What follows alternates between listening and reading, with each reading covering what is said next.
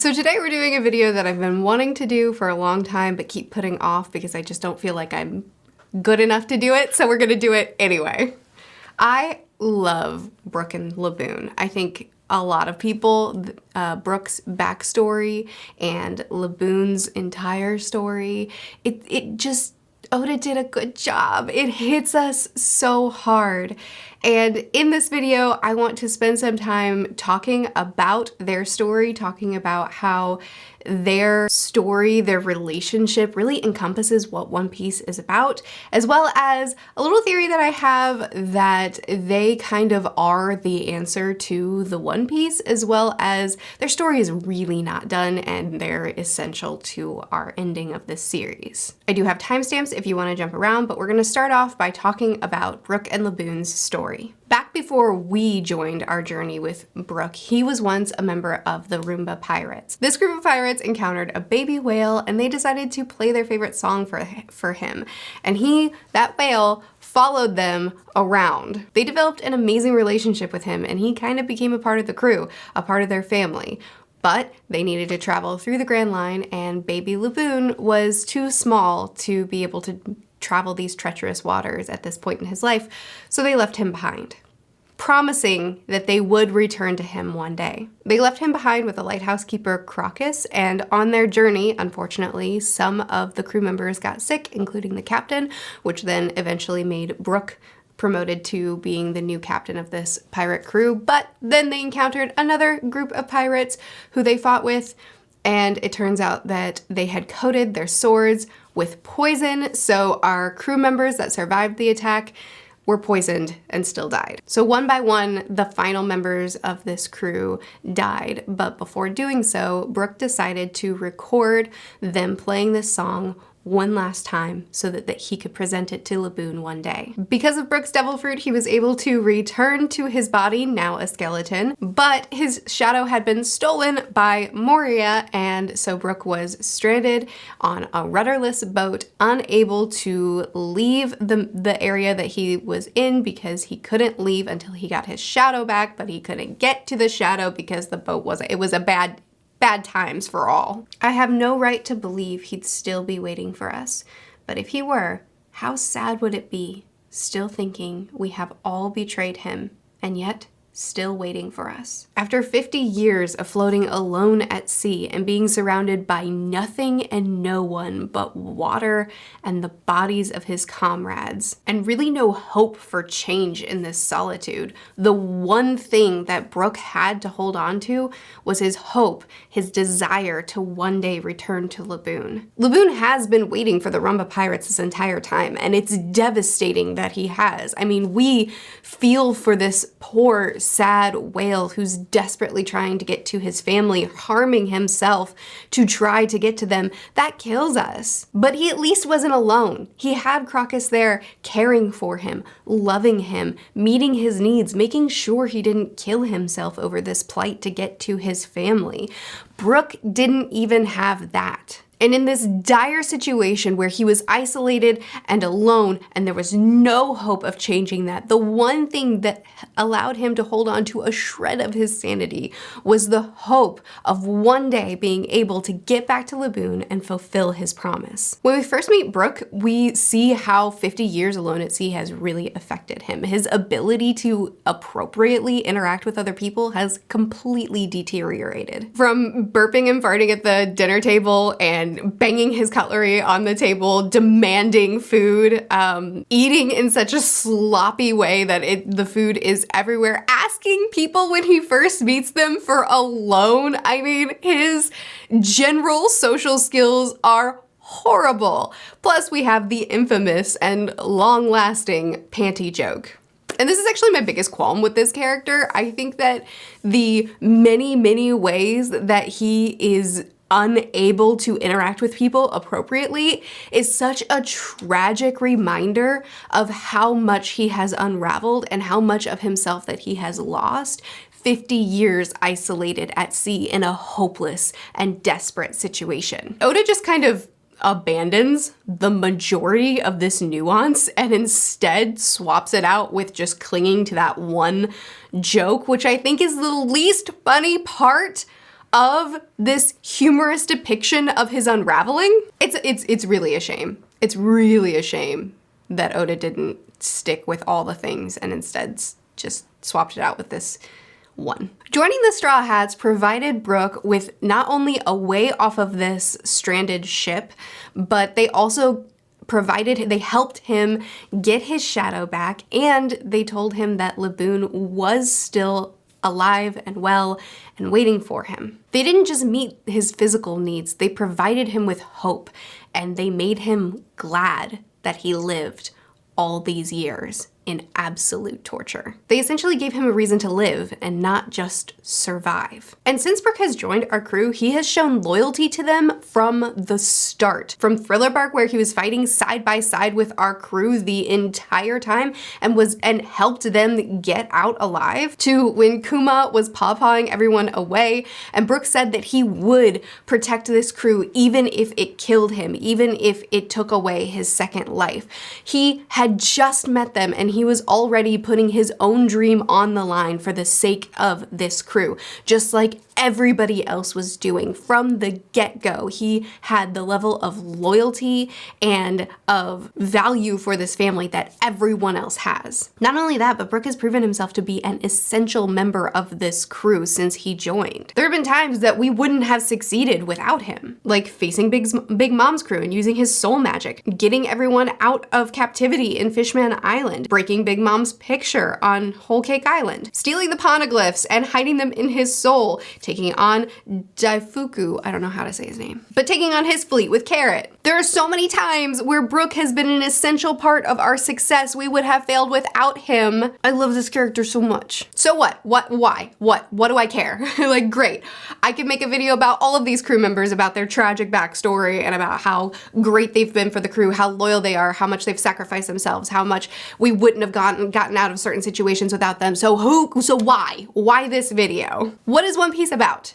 Dreams and freedom, and to a lesser extent, loyalty and family. And I think that Brook and Laboon perfectly encompass the themes of what One Piece is about. Brook's dream is what allowed him to keep his sanity and make him glad that he lived. He fought for his freedom, and now he's joined a crew of liberators for freedom on his journey to get back to his chosen family, Laboon. And Brook, as well as Laboon's loyalty to each other, as well as Brook's loyalty to the crew, haven't wavered for a second. Everything about their story, from the very beginning when we meet Laboon, to getting Brook's backstory, to Brook just mentioning in Wano that the reason he and Robin can see through the illusions of the Spider Lady is because of what they've seen in their life, because of what they've been through. They can see through illusions. I could point out a million tiny little things that point to how much Brook and Laboon's story from the beginning encompass what Oda is putting into One Piece. And since Brook has joined our crew, he's been what I've been calling the secret star of the crew. Basically the star of every scene that he's in, especially high action scenes where we need someone to have our back. Brook is constantly there to have someone's back, not to take the spotlight, but to be the backup to make sure that the next person can shine. Yet we haven't had the spotlight on him since he joined our crew. He hasn't actually been the person we focus on, the person that's getting the glory, other than just these little secret moments that are easy to forget if you're not paying attention. He hasn't had the spotlight on him since he joined our crew. Surely that has to happen at some point, right? Plus, we have so many unanswered little hints about his past that have just been dropped all throughout the series. Like that he's originally from the West Blue and once led a battle convoy into a kingdom. And what about Laboon? We really haven't gotten much out of his character other than just the fact that he is a tragic story that we easily attach ourselves to, and we're invested in seeing him be reunited with his Nakama. Is that it? Is that all we're ever going to do with Laboon? Is he never going to get more of a story than that? Is it really going to be that Laboon's entire purpose in this story is just to be the object of Brook's backstory, and we're going to go through this entire series and then at the end just drop Brook off with Laboon and smile and wave as we sail away into the sunset as we're happy that they got reunited? Is that all Oda has planned for this setup that he invested so much into? I would say no. Also, and when we first crossed the red line, we met a pod of whales with the same markings on them as Laboon. Why? Why was there a pod of whales there? That's not so odd, but why was there such a focus on it? Why was, when they crossed the red line and when we had such an emotional, substantial feat for our crew, why was the emotional impact of that moment directed toward a pod of whales with the same markings on them as Laboon? Why do they have the markings? What have they been doing to cause that? We know why Laboon did it. Why would these whales do it? And why, again, this is important, was the emotional impact of this massive moment for our crew shifted onto the whales? Do we really think that Oda just put that there for no reason and we're never gonna circle it back around and do anything with it? I mean, maybe, but I'd say no. So here's my theory. It's taken me long enough to get here. Thanks for being patient. I haven't watched a lot of theory videos, but I have watched a handful, and several of them have been around what the One Piece is and the value, especially the value of the song Binks Sake. It seems to be a highly popular theory that Binks Sake, this song that they once sang to Laboon, is actually a song that has been sung all around the world. That's not a popular theory, that's in the manga. And that every pirate that has been to the One Piece was singing it, and that it's a part of uniting the pirates. Obviously, the song has a very wide reach and has been sung all over the world. When Brook first sang it, pirates all over were saying, hey, I've heard that, including Robin, which, by the way, yes, she was a part of Crocodile's crew at some point, but it's possible that she heard this song when she was studying with the Ohara scholars trying to decipher the 100-year Void Century, just saying. We know that the red poneglyphs are supposed to lead us to Laugh Tale, and a lot of us think that Elbaf is going to be the final place that we go to get the red poneglyph and figure out where the One Piece is. So we get the poneglyph, we decipher the readings, well, Robin does, we get our coordinates, and then we go to Laugh Tale, find the One Piece, become Pirate King, series over. No, obviously not. There's gonna be one more major conflict. Oda has guaranteed it. And that major conflict is probably going to be fighting against the world nobles, taking down the celestial dragon, destroying the world government as we know it, and liberating a lot more people. So here's my theory.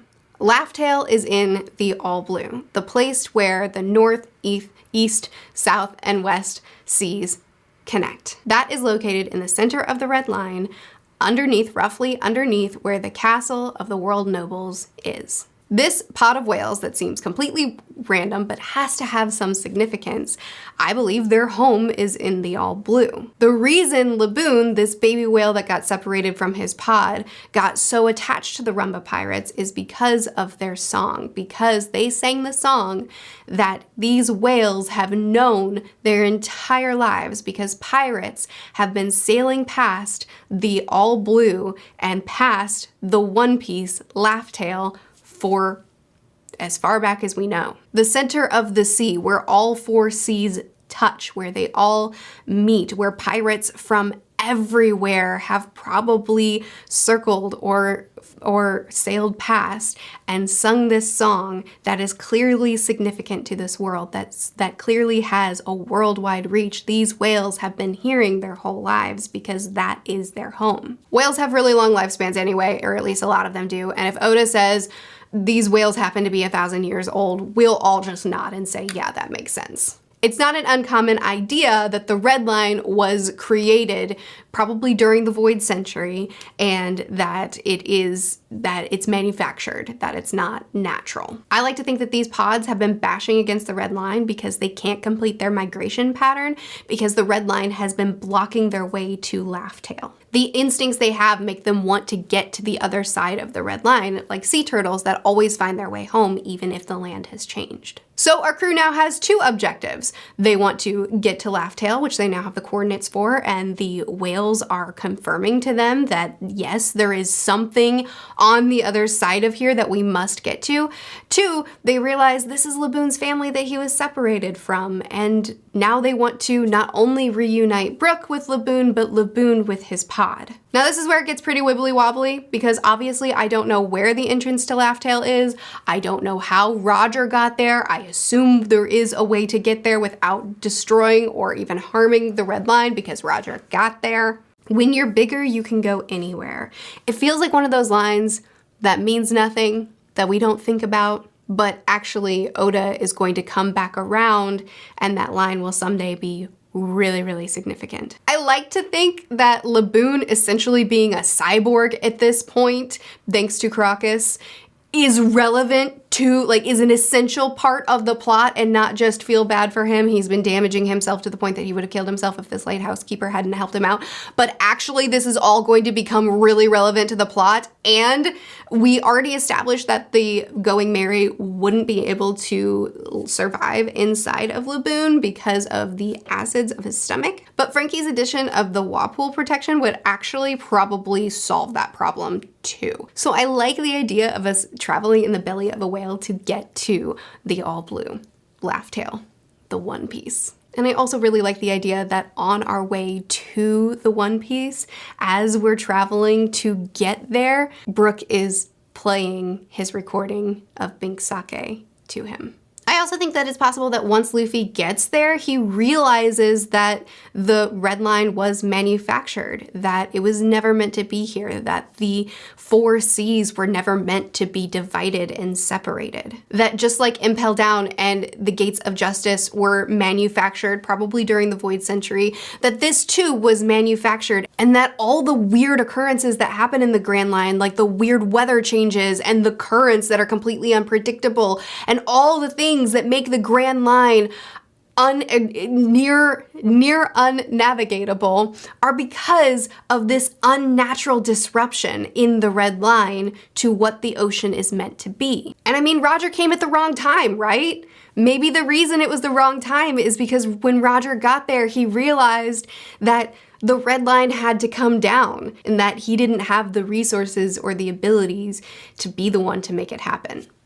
I'll expand on that in just a second. So Luffy realizes all these things and he realizes what needs to happen next. Maybe at the same time a world war is starting to occur because, I don't know, the Revolutionary Army and Sabo have declared war on the world nobles, which they've mentioned they might like to do. So we travel to a castle at the top of a mountain in the center of the world, on the mountain that is that's destined to come down. Oda likes his theatrical settings. The castle is literally called Pangaea, which is the name of a supercontinent on Earth. When the current continents were connected before they broke apart, Oda really likes to be intentional with the way he names things. So in this case, it could mean that the oceans used to be connected and they have been separated. So war is declared on the world nobles. Our Straw Hats go to the same location to fight the world nobles, where the Reverie happened, where something happened at the most recent Reverie that we still don't even know about. And a war occurs that eclipses that of Marineford. And maybe with the power of the Neptunians and the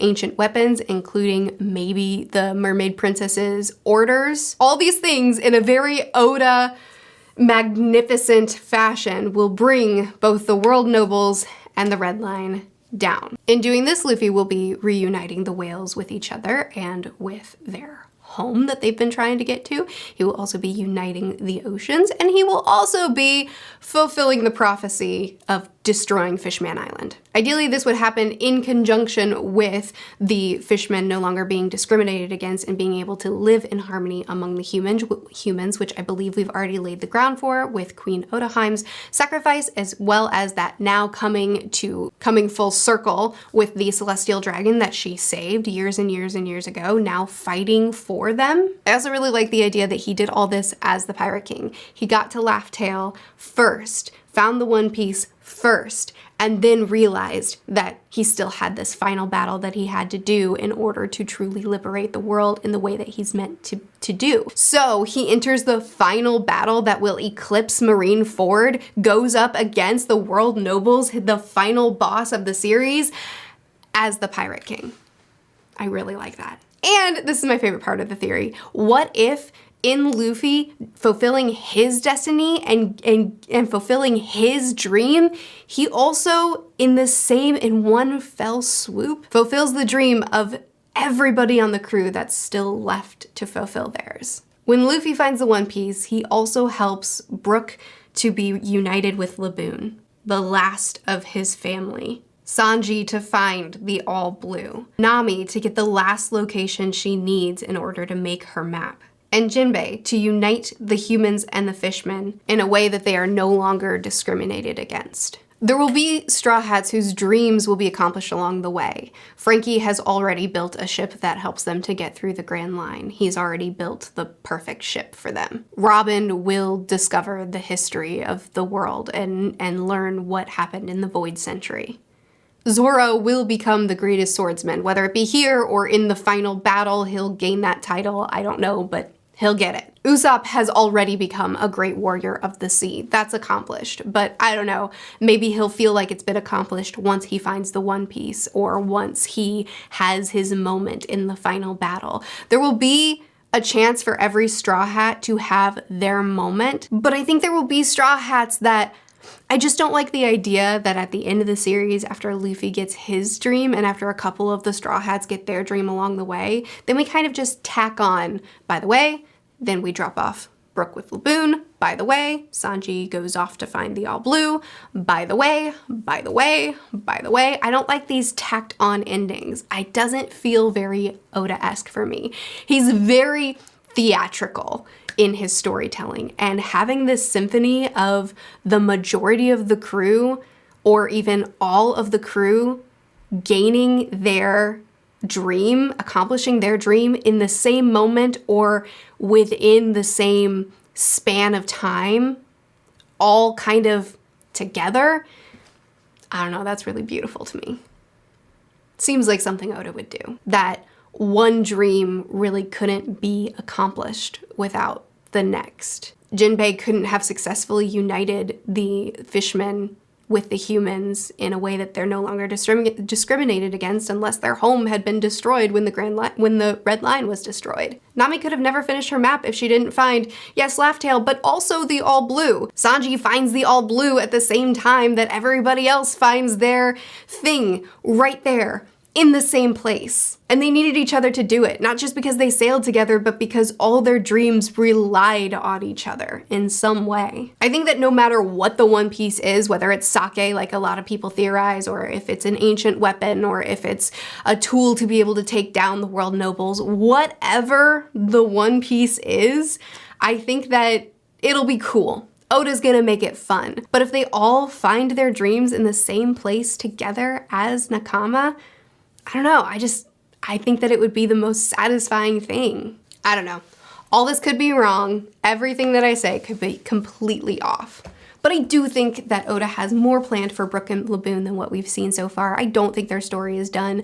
And I don't think that Oda plans to just tag on their ending or Sanji's ending or Nami's ending there at the end just as an after, and then they also got their dreams. I think he has something bigger planned for that, and I like the idea that it's all meant to come together in some sort of theatrical way to be accomplished as one. I think he has a lot more planned for Brook and Laboon. Specifically, I think that they're going to be a big part of us getting there. I want to say a big thank you to my patrons because they're with me throughout all of my nonsense, but also because for this video in particular, I shared my ideas with them and I shared my theories and concepts and excitement about this, and they helped me to poke holes in it and to find solutions. They helped me to kind of carve it into a little bit smoother. I've seen some theories videos. Some of them are very detailed, very intricate, very clever. Mine is more of a broad picture idea, but they helped me get it even good enough that it could be presented to you. So a huge thank you to my crew and my Nakama for being as awesome as you are.